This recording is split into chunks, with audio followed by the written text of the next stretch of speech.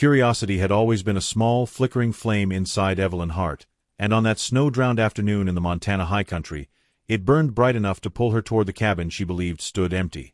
The wind pushed at her back like a living thing, urging her forward through drifts that swallowed her boots and chilled her bones.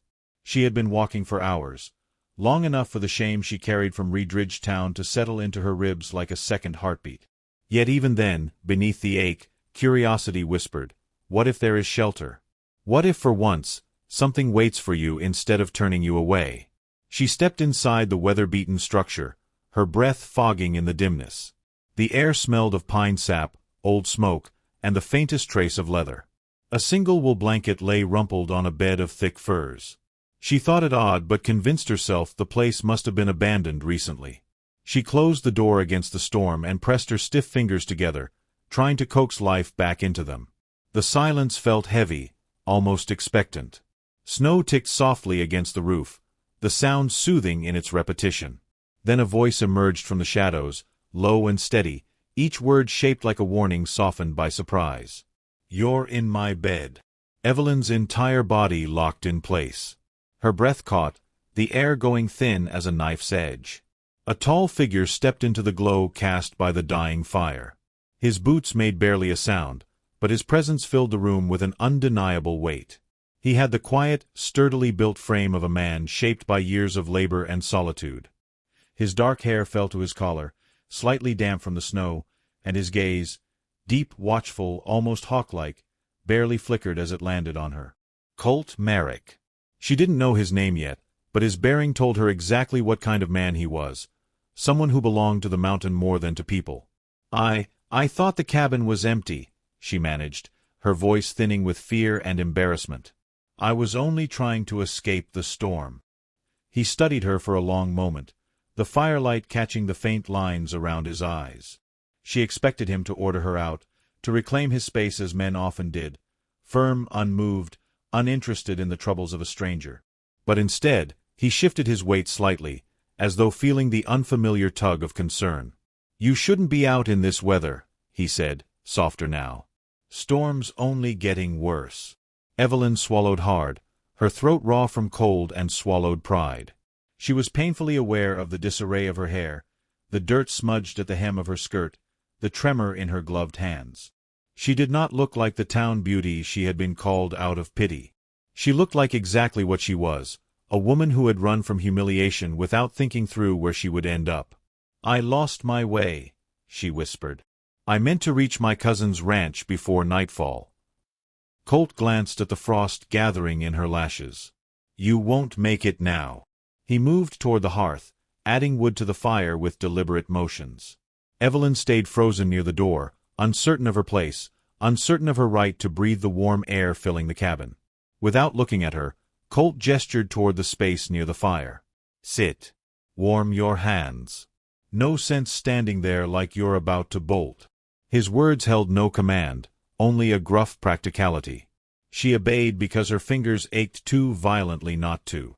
She knelt before the flames, the heat biting at her skin with welcome sting. Colt watched her hands for a moment, then reached for a tin cup hanging from a nail near the window. He poured steaming water from a kettle and set the cup beside her without comment. She noticed the scar across his knuckles, an old, deep cut that had healed ragged. A man like that knew pain, but he didn't wear it loudly. "Thank you," she murmured, tracing the rim of the cup. Colt made a sound in the back of his throat that might have been acknowledgment. He sat on a wooden stool across the room, far enough to give her space yet close enough that she felt the anchoring presence of someone who wasn't indifferent to whether she lived through the night. Evelyn took small sips of the hot water and let her breath slow. She thought of Reedridge, the women whispering behind half-closed doors, her aunt's cold voice saying she was pretty but useless, a burden any decent man would regret. The humiliation still stung, but here in this cramped cabin, with the storm howling outside and the stranger's calm gaze nearby, the pain loosened its grip slightly. "Not enough to forget, but enough to breathe without flinching." Colt finally asked, "Why were you out there alone?" The answer pressed against her ribs like a bruise, but she offered it anyway. "I heard things I wasn't meant to hear. Things about me. And I couldn't stay." He nodded once, not prying, not judging. People talk too much when they don't know anything worth saying. His bluntness startled a small laugh out of her, a fragile sound, but real. His eyes softened for the briefest moment, as though her laughter had cracked a layer of frost he hadn't noticed forming over himself. Outside, wind slammed against the cabin walls, rattling the shutters. Evelyn shivered despite the fire. Colt stood and pulled a buffalo hide from a wooden chest, placing it within her reach. Again, no words, no expectation, just a simple gesture grounded in quiet decency. "Storm will trap us here a while," he said. "You can stay until it clears." A strange warmth spread through her chest, not romance, not hope, but the first flicker of safety she had felt in months. She lifted her eyes to him. "I appreciate your kindness." He glanced away, almost embarrassed. "It's not kindness. It's what anyone should do." But she knew better. She had lived long enough among people who chose cruelty when convenience allowed it. For a long while, neither spoke. The fire cracked softly, the storm muttered outside, and something unspoken settled between them, an understanding shaped not by words but by shared stillness. Evelyn knew she was still lost, still bruised, still uncertain of tomorrow. But as she watched Colt Merrick return to his stool, arms folded, gaze steady, she felt, for the first time since leaving Reedridge, that maybe the storm wouldn't be the end of her story. Maybe it was only the beginning. Evelyn woke before sunrise, drawn from sleep by the soft creak of the cabin roof settling under fresh snowfall. The fire had dwindled to ember glow, casting a faint blush across the room. She turned her head and saw Colt Merrick already awake, leaning against the far wall with his arms crossed loosely over his chest, studying her with a quiet, unreadable focus. There was no accusation in his gaze, only a careful concern that made her heart tighten in a way she didn't yet understand. His presence felt like an anchor in a world that had shown her too many shifting tides. "You sleep light," he murmured, as if commenting on the weather rather than her restless night. "I'm not used to feeling safe," she replied before she could stop herself. The truth slipped out like steam from a kettle, impossible to pull back, hanging between them in the cold air. Colt didn't flinch. He simply pushed himself upright and stirred the embers back to flame, each motion slow and deliberate, as though giving her time to gather her scattered pieces. The silence that followed was different from the night before. It no longer carried the sharpness of fear but something gentler, something that wrapped around her like a wool coat still warm from another's shoulders. She watched as Colt brushed snow from the windowsill, revealing faint tracks outside. Her pulse quickened when she recognized the boot marks. "You expecting someone?" she whispered. "No," Colt answered, his jaw clenching. "But someone's expecting you." Before she could ask what he meant, a knock thudded against the door, sharp, impatient, carrying the tone of people who arrived not out of worry but judgment. Evelyn stiffened, blood turning cold as the storm outside. The lingering voices of Reedridge had woven themselves into her fears, and now those voices had found their way up the mountain trailing the same cruel certainty she had fled. Colt opened the door just enough to step into its frame. Outside stood 3 townspeople, cheeks red from the hike, boots buried in snow. Behind them stood her aunt, wrapped in a thick brown shawl, her mouth tight with disapproval so familiar it sent Evelyn's stomach twisting. "We've come for my niece," the woman announced. "She's caused enough commotion. Her foolishness shouldn't stain this town any longer." Colt didn't move aside. "She's not staining anything," he said, voice steady, neither loud nor apologetic. "She took shelter in a storm. Anyone would have." "That's not what people are saying," one of the men added. His eyes darted to Evelyn, and she felt herself shrinking instinctively. A young woman alone in a mountain man's cabin. It doesn't look right. "You know how it is." Colt's expression hardened, though he kept his tone level. "People talk when they don't understand what they're looking at." Evelyn forced herself to stand, though her knees wavered. She stepped closer, not to defend herself. She had spent too many years defending, but to reclaim a little dignity. "I didn't intend to cause trouble," she said, breath trembling. "I only wanted to get away long enough to remember who I am without everyone telling me who I'm not." Her aunt scoffed. "You are naive, Evelyn.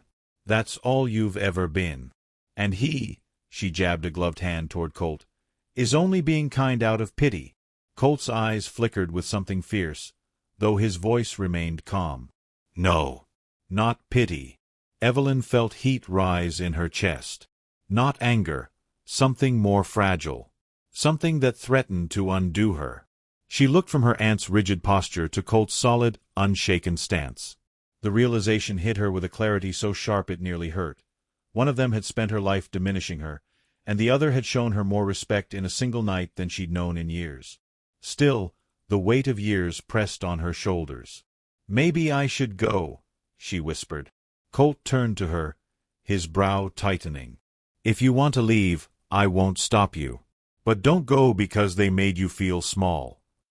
Her breath caught. His words struck like a spark in the quiet recesses of her heart. She opened her mouth to reply, but her aunt stepped forward, reaching for her wrist. The gesture was too abrupt, too familiar, too possessive. Evelyn recoiled, stumbling into the snow just outside the threshold. The cold jolted her, but the sudden space, free of grasping hands, felt like truth. She ran not far, but far enough to escape their voices. Colt followed, his footsteps deliberate, not desperate, the sound of a man who knew rushing would only shatter something fragile. He found her standing in a clearing where the snow fell in slow spirals, catching on her lashes like small promises. "You don't have to decide right now," he said gently.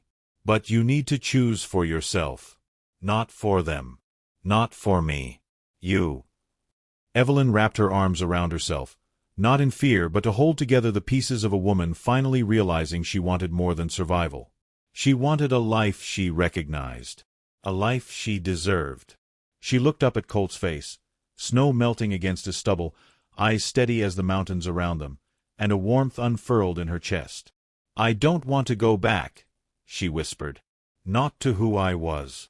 Colt stepped closer, slow enough to give her time to step away if she wished. She didn't. "Then stay," he said simply. "Stay as long as it feels right." His words didn't trap her. They opened her. She felt something inside her align with the hush of the falling snow. She nodded, small but sure. When they returned to the cabin, her aunt's outrage exploded, but Evelyn didn't flinch this time. She stood behind Colt, then beside him, shoulders lifted with new steadiness. "I'm staying here," she said, voice clear. "This is my choice." Her aunt stared as if struck. The men exchanged glances, uncertain now that Evelyn was no longer curled beneath their expectations. Finally, with muttered frustration, they turned back toward the trail. Her aunt followed, rigid with disbelief. When the last figure disappeared behind the pines, the air in the cabin shifted. Something warm and weightless settled between Evelyn and Colt. "You sure?" he asked quietly. She smiled, a real, unguarded smile. "For the first time, yes." He nodded once, a soft exhale escaping him, as though he'd been holding a breath since the moment she stepped into his bed by accident. Snow softened outside, settling like peace over the mountain. Inside, Evelyn hung her shawl near the fire. Colt stepped beside her and hung a second hook, a silent gesture, gentle as a promise, inviting her not just to stay, but to belong. And for the first time in her life, she stepped into happiness without apology.